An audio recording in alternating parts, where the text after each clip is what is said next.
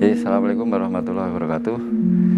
Kalau kita bicara tentang Laweyan atau tepatnya disebut Kampung Batik Laweyan, memang ini merupakan satu kawasan heritage di mana batik di Laweyan itu sudah ada turun-temurun ratusan tahun ya, bisa dikatakan, karena Laweyan itu sendiri kalau saya bisa mengatakan merupakan salah satu cikal bakal dari dinasti Mataram.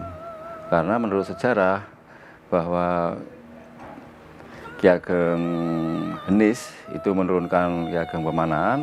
Ki Ageng Pemanahan punya putra namanya Sutowijoyo, dan Sutowijoyo lebih tepat disebut sebagai cucunya Ki Ageng Henis. Sutowijoyo itu terkenal dengan ngabai Loreng Pasar, yaitu Loreng Pasar Laweyan. Karena di Laweyan sendiri ada yang disebut Kampung Idul Pasar dan Kampung Lor Pasar. Dan bisa dikatakan Laweyan itu merupakan bagian dari Kerajaan Pajang yang pada waktu itu rajanya adalah Sultan Hadiwijaya. Bahkan menurut sejarah yang kami baca, keberadaan Laweyan itu sebenarnya sudah ada sebelum Kerajaan Pajang itu sendiri ada. Sehingga bisa dikatakan Laweyan ini merupakan suatu perkampungan tua yang industri batiknya juga sudah ada. Memang dimulai dari tenun, karena memang dari awal sejarahnya di sekitar Laweyan ini dulu itu adalah tumbuh pohon atau hutan kapas. Dari hutan kapas inilah kemudian kapas dijadikan benang atau lawe, kemudian akhirnya menjadi Laweyan. Jadi Laweyan itu sebelum menjadi daerah atau pusat industri batik itu memang pusat industri tenun. Kemudian berkembang menjadi batik. Meneruskan tadi bahwa Sutowijoyo itu akhirnya setelah mengalahkan Arya Penangsang, kemudian oleh Raja Pajang Sultan Hadiwijaya itu dihadiahi tanah berdikan di Kota Gede. Akhirnya Sutowijaya itu bergelar menjadi Panembahan Senopati, raja pertama Mataram Islam yang beribu kota di Kota Gede. Dalam perkembangan zamannya, ibu kota Mataram Islam itu pindah ke Kerto, pindah ke Pleret, akhirnya juga pindah ke Kartosuro tahun 1750-an, yang akhirnya dari Kartosuro ini ada geger percinan dan menjadi Kasultanan di Jogja dan Kasunanan di Solo.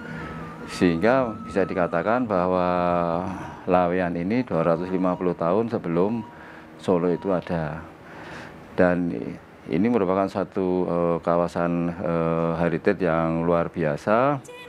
Bahkan dalam era kemerdekaan pun mempunyai peran yang luar biasa. Karena bisa dikatakan Solo merupakan satu pusat perekonomian di mana sangat menopang perjuangan untuk menuju kemerdekaan. Dan di Solo sendiri pusat perekonomiannya adalah salah satunya yang cukup kuat adalah di Laweyan. Dan itu bisa kami buktikan bahwa dari buku-buku sejarah yang ada, Laweyan juga pernah hancur semasa Clash kedua zaman Belanda. Itu bisa kami lihat dari foto-foto yang ada, rumah-rumah Laweyan banyak yang dibombardir oleh Belanda, dan juga banyak para saudagar atau pemilik rumah yang meninggal. Dan dari sejarah yang kami baca disebutkan bahwa banyak juga para petinggi pada waktu itu dalam rangka sebelum ataupun setelah kemerdekaan itu juga banyak datang ke Laweyan, termasuk Presiden Soekarno, kemudian juga Muhammad Hatta, kemudian dan masih banyak lagi. Dan yang cukup fenomenal pada awal abad 20 tahun 1905, tapi ada yang mengatakan 1911, tapi saya meyakini tahun 1905 di sini berdirilah Serikat Dagang Islam. Serikat Dagang Islam yang dikomandani oleh Kiai Haji Samanhudi, dan ini merupakan suatu pergerakan yang luar biasa untuk melawan yang tadinya pergerakan perdagangan akhirnya berkembang menjadi politik, karena dari SDI kemudian menjadi SI yang akhirnya juga dikomandani oleh Cokro Aminoto ya. Cokro Aminoto kemudian besar menjadi satu gerakan politik, gerakan untuk perlawanan melawan penjajah Belanda. Dan dari Serikat Dagang Islam inilah batik termasuk mencapai puncak kejayaannya. Karena apa? Memang para saudagar pada waktu itu sudah banyak berinteraksi dengan pedagang-pedagang baik dari dalam, dari seluruh Nusantara, bahkan ke luar negeri. Dan bahkan batik-batik lawan juga sudah diekspor ke luar negeri, dan itu bisa kami lihat dari beberapa artefak, beberapa peninggalan-peninggalan, foto-foto yang ada yang masih tersisa.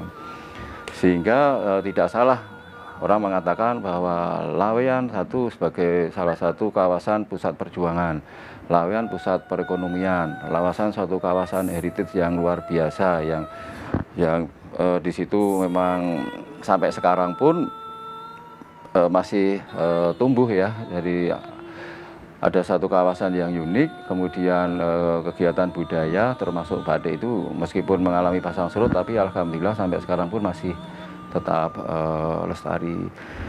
Dan dari sini kami bisa mengambil suatu intisari pelajaran. Mengapa batik pernah menjadi besar?